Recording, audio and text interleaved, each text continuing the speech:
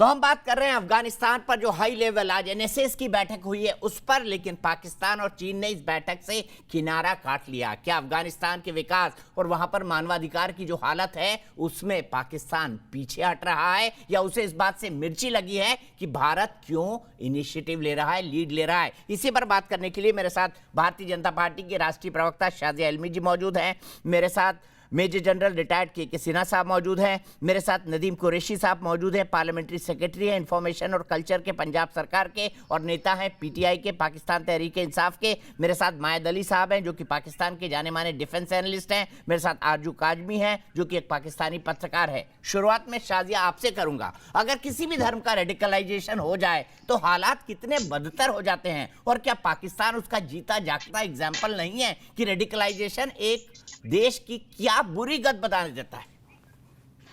बिल्कुल, और मुझे लगता है उस दौर को हमें याद रखना चाहिए ज़ियाउल हक के वक्त से, जब से ये पूरे मदरसों में जिस तरह की जो तरबियत दी गई, जिस तरह की तालीम दी गई, जिससे एक तरह से इस्लाम से तो कम ताल्लुक था, लेकिन इस्लामाइजेशन से जो एक पॉलिटिकल आइडेंटिटी है इस्लाम की।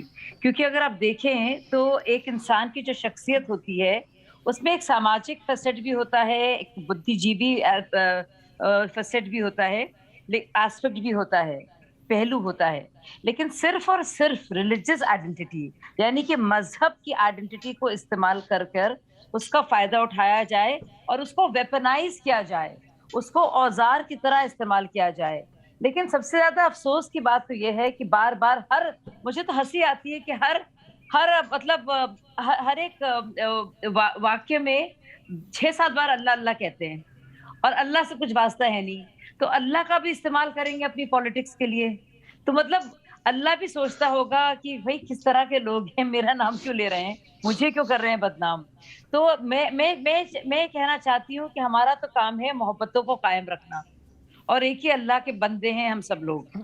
तो जो बेचारे कर रहे हैं, और सब लोग जानते हैं कि चीनी भी कितना इस्लामिक मुल्क है, ये पाकिस्तान में भी सब लोग जानते हैं, तो कितने वो इस्लाम से उनको मोहब्बत है, कितने वो कम्युनिस्ट हैं, ये भी सब जानते हैं। और रही इस्लामाइजेशन की बात, तो हम जानते हैं कि हिजबुल्लाह कितना साथ है हमास के, और हम ये भी जानते हैं कि सऊदी अरेबिया और यूएई साथ में अब काम कर रहे हैं और इजराइल साथ में काम कर रहे हैं। हम ये भी जानते हैं कि एमिराती पैसा जो है भारत में इन्वेस्टमेंट उसका हो रहा है। तो अगर सिर्फ अब इस्लाम का बहाना बनाएंगे तो चलने वाला नहीं है। वो देश के वासियों से भी मैं कहना चाहूंगी कि अगर आप मुसलमानों से नफरत करके चलेंगे उससे भी कुछ होने नहीं वाला। और मैं जो मुल्क के उस पार बैठे हुए बेचारे कंफ्यूज लोग हैं, परेशान हाल लोग हैं, अपने ही मजहब का नाम ले लेकर बेचारे जो खुद को सता रहे हैं, पाकिस्तानी भाइयों से भी मैं ये कहूंगी तो कम से कम इस्लाम को तो छोड़ दें। हर बात में ला कुव्वत और अल्लाह बिल्ला और जज़ाकुल्लाह और अल्हम्दुलिल्लाह और माशाअल्लाह सुभान अल्लाह ना कहिए, क्योंकि ये सब इब्लीसी हरकतें हैं। तो कम से कम अल्लाह और इस्लाम को ना लाइए, क्योंकि हम सब जानते हैं कि इस्लाम से इसी से बात शुरू की थी। क्यों नदीम कुरैशी साहब, जिस बात का जिक्र शाजिया कर रही है आपने अपनी बात वहीं से शुरू करी थी, क्या करने की जरूरत है ऐसा? मतलब ये हर वक्त आप क्यों बिस्मिल्लाहिर्रहमानिर्रहीम, हम सब जानते हैं आपका मजहब क्या है, हम सब ये सब जो है ना, जो ओवर एक्टिंग आप लोग करते हैं, आपको क्या लगता है इससे क्या फायदा हो रहा है? हर वक्त जब अपना मजहबी जो आपने आइडेंटिटी लगा के चुपका के रख दी है ना, इंसानियत से बढ़कर, रूहानियत से बढ़कर, तो वो हैवानियत की तरफ आप जा रहे हैं। उसमें कुछ बताइए, जवाब दीजिए नदीम साहब। और इस्लाम को आप बदनाम कर रहे हैं। तो हमारे जैसे मुसलमान जो जवाब सुनने हमारे जैसे मुसलमान शर्मसार हैं आप जैसे लोगों को। अगर मेरा जवाब सुनना है तो मेरा चुप करवाएं इनको जरा। हाँ, शाजिया चुप है, वो बहुत अच्छी तरह जानते हैं। शख्स में बिल्कुल सुनाइए। ये सारे हमारे मुकद्दस किताब कुरान पाक के लफ्ज हैं जिनके बारे में ये खातून हरदत सराई कर रही हैं, झूठ बोल रही हैं, इल्जाम लगा रही हैं। ये बदबख्त खातून है, इनको शर्म नहीं है इस बात की, इनको हया नहीं है। ये रिलीजियस वर्ड्स के मजाक तरह से आप बोल रहे हैं किसी खातून के बारे में, ये दिखाता आपकी तरबियत क्या है, ये क्या तरबियत आपकी है, ये दिखा रहा है। अरे वो खुद एक मुस्लिम है, भारत के जाने माने मुस्लिम परिवार से आती हैं, उनके पिताजी देश का जाना माना उर्दू अखबार चलाते। नदीम साहब किससे बात कर रहे हैं आप? ये तो समझ लीजिए, ये तो समझ लीजिए। मुझे बताने की सालों जरूरत नहीं है। पत्रकार रही है। जी नदीम साहब, ये तो समझ लीजिए किससे बात कर रहे हैं आप। सब सुनिए जी और सुनिए, बकबक मुझे ना कहिए। ये जो आप कर रहे हैं ना, ये जो अपने गुनाह है, जो आपने इतने गुनाह जो करे हैं, बार बार अल्लाह से माफी मांगिए कमरे में बैठकर। जो हर वक्त सुबह शाम आप पढ़ते, आपको लगता है बड़े पाक हो जाएंगे। नापाक, सुनिए, एक नापाक इंसान बार बार अल्हम्दुलिल्लाह अल्हम्दुलिल्लाह करके पाक नहीं हो पाएगा। सुन लीजिए आप। और नापाकिस्तान जो है बार बार अल्लाह का नाम लेके पाक नहीं हो पाएगा। सबसे ज्यादा जो मुसलमानों पर जुल्म किया है, जो औरतें हैं वो भी मुसलमान हैं। सुन लीजिए आप भाई साहब मेरे, भाई मेरे, आपको बहुत बहुत अफसोस हो रहा है ना। आप इस्लाम का तो एक चीज जानते नहीं, और इस्लाम को कम से कम ना लाइए, इस्लाम को ना लाइए। चीन के जो आप बिल्कुल पिट्ठू बने हुए हैं, बिल्कुल पूरी तरह से उसका हाथ पकड़े हुए हैं, और आपकी जो बुरी हालत है वहाँ पे पिटाई करके रखी है, वहाँ पे धुनाई हो रही है। चीन धुनाई कर रहा है, रेशियल प्रोफाइलिंग कर रहा है। सुनिए, बार बार अल्लाह अकबर करते हैं भाई मेरे। आप जानते हैं कि मोहम्मद सल्लल्लाहु अलैहि वसल्लम का जो खूबसूरत जो नाम है, वो नाम लिया नहीं जा सकता चीन में, जिसके आप सबसे बड़े पिट्ठू हैं। आपको शर्म नहीं आती जरा सी भी? अल्लाह की बात करते हैं। चीन में मोहम्मद जो मोहम्मद सल्लल्लाहु अलैहि वसल्लम का नाम ही अलाउड नहीं है। क्या आप जानते हैं भाई? आप जानते भी हैं, फिर भी एक्टिंग करते हैं। शर्म नहीं आती आपको? थोड़ी शर्म आती है? बकबक भाई मेरे बकबक भाई मेरे नापाकिस्तान पड़ोसी के रहने वाले बाशिंदे, अल्लाह को तो छोड़ दो, इब्लीस को मानने वालों को इब्लीसो अकबर कहना, अल्लाह का नाम ना लेना, नहीं बदनाम करने दूंगी। आप जैसे लोगों को अल्लाह या ईश्वर का नाम बदनाम नहीं करने दूंगी मैं। सुन लीजिए, मैं असली में हिंदुस्तानी हूँ, मैं मुसलमान भी हूँ, और मैं सच्ची इंसान हूँ। तो मैं आप जैसे लोगों को ना, खुराफाती लोगों को अल्लाह का भेजा इस्तेमाल नहीं करने दूंगी अपनी गंदी और नापाक सियासत के लिए। समझ में आया आपको? और जो बाकी लोग यहाँ पे कह रहे हैं ना इस्लाम ये आलम इस्लाम, आपको पता है आलम इस्लाम इन कुछ चंद लोगों की वजह से पूरे इस्लामिक दुनिया में क्या हो रहा है? इस्लाम के अंदर जो लोग हैं वो कितने घुटन महसूस कर रहे हैं। क्या आपको पता है? आपको पता है क्या हो रहा है?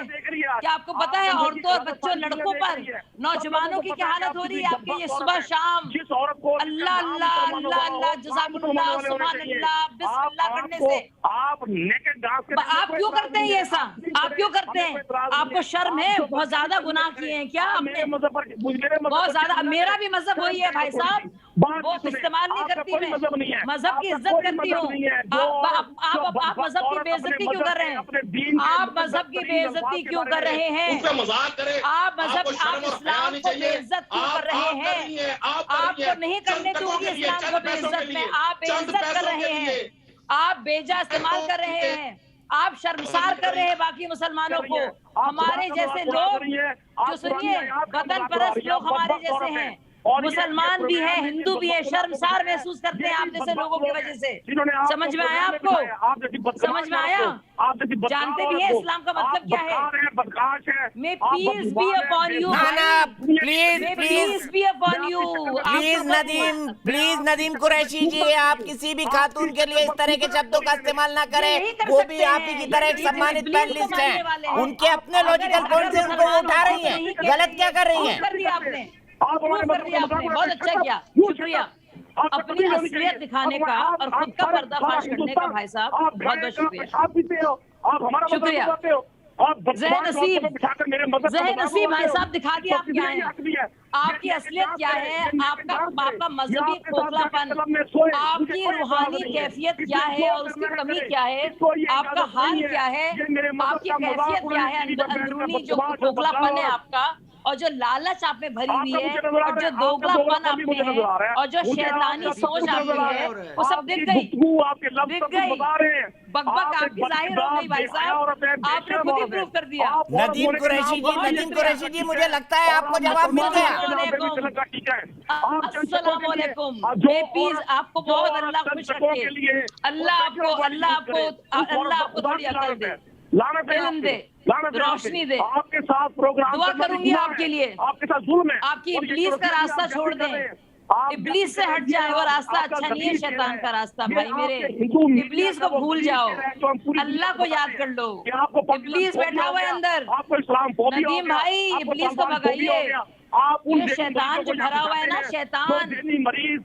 ठीक है, मैं यहीं पर आप दोनों को रोकूंगा, लेकिन मैं सिर्फ इतना कहना चाहता हूँ, देखिए हम सब के अंदर, हम सब भगवान का ही रूप है, भगवान का ही हम हमको सबके अंदर दुनिया में अल्लाह भेजा है, है, सबके चाहे अंदर अल्लाह हो, ईश्वर चाहे है। भगवान हो, चाहे अहम गॉड हो, ब्रह्मास्मि चाहे हम प्रॉफिट मोहम्मद की बात करें, लेकिन एक बात साफ है, कोई भी धर्म, कोई भी मजहब ये नहीं सिखाता कि आपस में बैर रखा जाए, ये भी नहीं सिखाता कि आदमी आदमी का खून बहाए। और हमारी जो लड़ाई है वो आतंकवाद के खिलाफ है, जो निर्दोष और आम इंसानों का खून बहाती है। जैसा कि अफगानिस्तान के कई इलाकों में आप देखते हैं किस तरह खातूनों को वहां पर मारा जाता है और किस तरह कत्लेआम की सजा वहां पर दे दी जाती है। हमारी आज की बहस में इतना ही, लेकिन हमने सवाल पूछा था कि क्या भारत ने अफगानिस्तान के मामले में लीड ले ली है हालात सुधारने के लिए। यस कहना है 91% लोगों का और नो कहना है 9% लोगों का। फिलहाल रुकेंगे एक ब्रेक के लिए, लेकिन ब्रेक के बाद भी न्यूज़ नेशन एक ऐसा चैनल है जहां पर खबरों का सिलसिला